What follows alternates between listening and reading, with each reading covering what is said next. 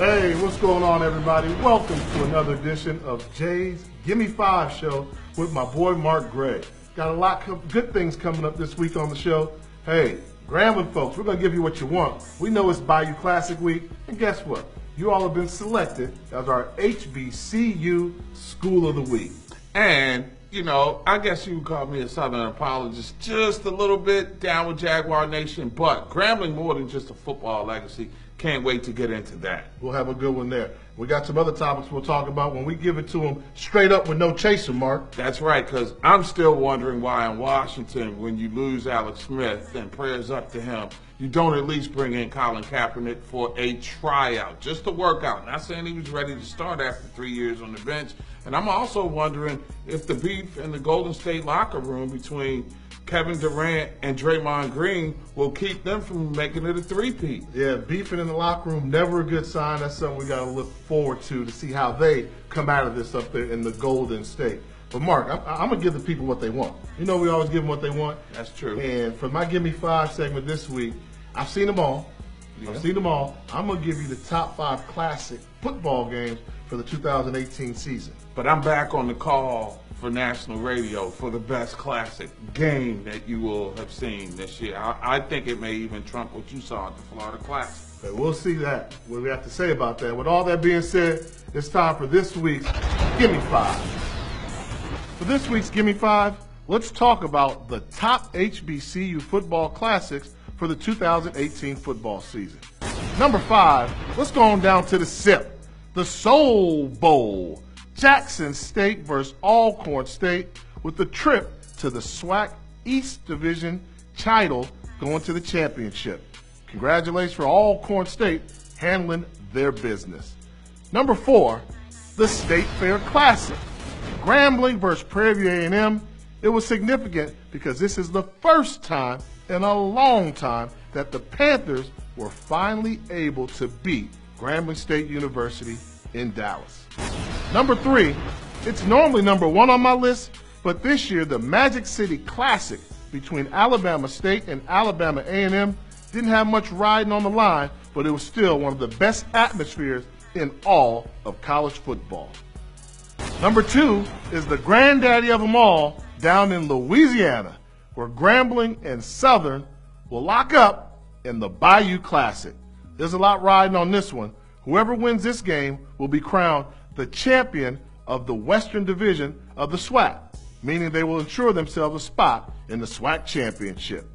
And the number 1 game this year, with so much riding on it, was the Florida Classic, Bethune-Cookman versus Florida A&M. With the victory, FAMU would have ensured itself a spot in the Air Force Reserve Celebration Bowl and $600,000. But the Wildcats from Bethune-Cookman, they weren't hearing it. They didn't care, and they ended the Rattlers' hopes and their season. On the bubble, not quite making it, Tuskegee House Classic. What is that? Tuskegee University versus Morehouse. Special significance since Coach Rich Freeman and Morehouse were able to defeat the heavily favored Tuskegee Golden Tigers. Want to talk about it? Hit us up on all of our social media platforms. It was a great classic season, Mark, and that's my list I came up with.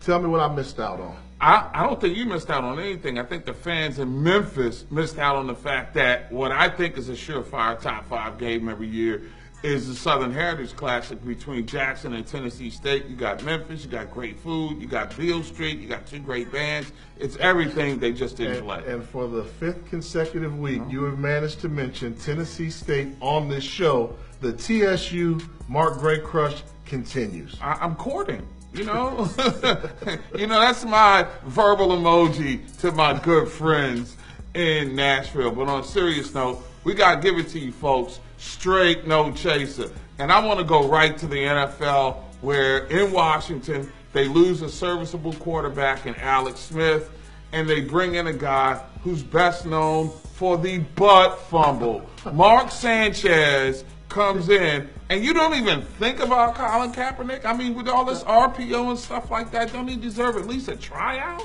Should Kaepernick be playing in the National Football League? Absolutely. I think we all know that. But I think at this point, you have to ask yourself the question, have we heard from Colin Kaepernick Has Colin Kaepernick come out and said, hey, I'm ready to play football. I'm going to take my stand on what it stands for to me, but I'm ready to come out and play football. That's what I'm waiting for now. I support him for the call, and personally, I think Colin Kaepernick is bigger than football right now. But it's a matter of whether or not he wants to play football, and I think that's a question we all got to ask. You know what? As a fellow quarterback, I'm a little sensitive to y'all teasing Mark Sanchez about the butt fumble, because we always say in the locker room, same things that make you laugh will make you cry. Well, and there's still a lot of Jets fans that are crying and laughter there. Do you think, you're the casual fan, do you think that the burgundy and gold should have taken a look at Kaepernick? Yes, I do. I think that his mobility alone and the way that they were using Alex Smith to, get outside the pocket and do some of that new age stuff may have played in, maybe simplify the offense, reduce his reads, stuff like that. I think he could have helped him out.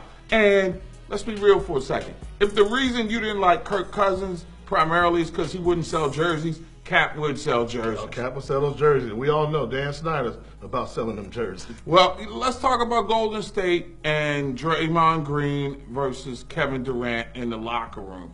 It's a no-win deal for a team that's trying to go for an NBA championship for the third time. Is this rust on the car right now? Is this going to slowly eat away? I think so long term. I think the long-term effect is definitely going to cost Golden State something. But let me tell you something like this. All locker rooms have a little dissension. Whether it's the offense is playing well, the defense isn't playing well, the great teams overcome that. You're competitive people. When you're a professional athlete, you're one of the most competitive people in America at your profession. So when competition boils over, all that testosterone, things like this happen, but the great teams, the champions, learn how to overcome that and use that competitive instinct to come out to more championships. Now, there's been an allegation of a certain use of a B word, so that brings me to the question of where do you draw the line? I mean, what crosses a line from which there is no return? You talk about my mom, you talk about my family, it's personal. You can call me whatever you want to, but you can't talk about my inner circle. When they start doing that, that's when bad things start to happen. So let's hope it didn't cross the line that much. Anyway, your thoughts, hit us up on all of our social media platforms and make your voice heard.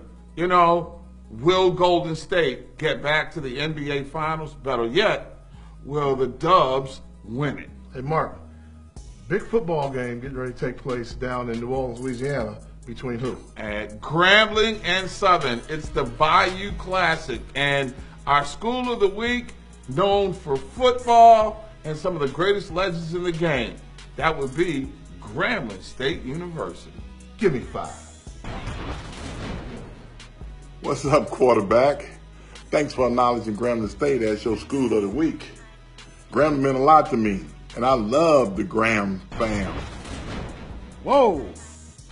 Legendary quarterback Doug Williams giving a shout out to his alma mater, Grambling State University. I appreciate your support of the Gimme 5 show.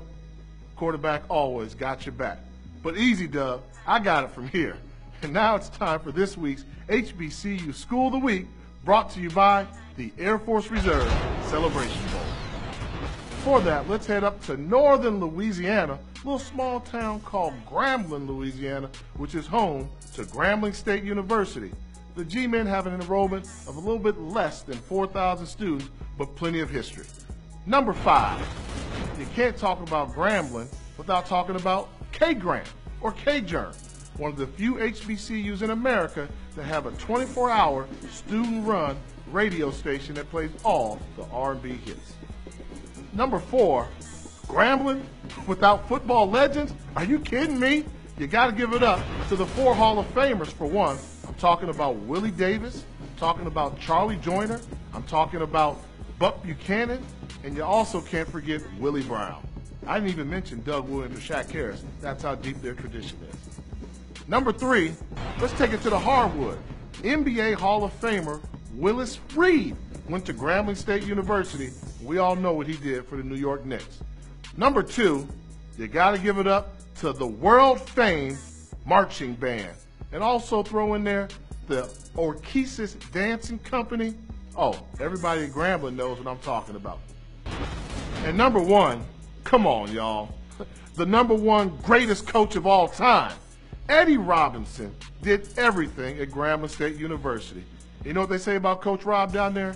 He had one job, One white, one school. That says it all. On the bubble, not quite making it.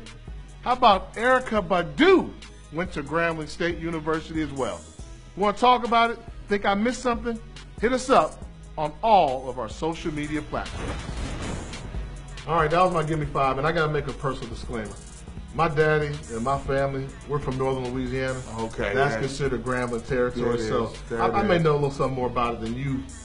Well, Maybe, look, Mark, but let's see what you think I missed. Well, you know, as one who grew up on 78th Avenue, down the block from Harding Boulevard, first elementary school of record was Banks Elementary. Yo, Jaguar Nation knows where I'm coming from. Here's where you got it wrong, my friend. You can't talk Grambling legends without Collie J. Nicholson, pardon me. There wouldn't be the name Bayou Classic would it not have been for the former Grambling State Sports Information Director. So something other than a coach. What I liked about him is he used to give Eddie Robinson his own nationwide talk show to build the Grambling brand, but he's still not making my top And five. this was in the 1970s, before there was a thing called podcast, millennials. All right, Charles Blow from the New York Times, tremendous columnist, personifies what being a great policeman of society is as an op-ed columnist for the New York Times. Where would we be in America without voices like him? And then, of course, E40. You know E40, man. Let's be real. Fonzarelli, I know E40. You know, hey man, faux cheesy. I mean, Snoop turned that into a multi-purpose term, faux shizzle. Hey, I gotta check. You gotta make sure you graduate before you make my list too. You gotta check. I know he went down there. E40. E40, shouts out, my man. I got you, man. See, if you think we missed something or need to change the list, hit us up on all of our social media platforms. Everybody enjoy the holiday weekend. Check me out, Bayou Classic, HSRN this weekend. We'll check it out. All that. We enjoyed having y'all again. That's a wrap for another edition of Jay's Gimme 5. Deuces.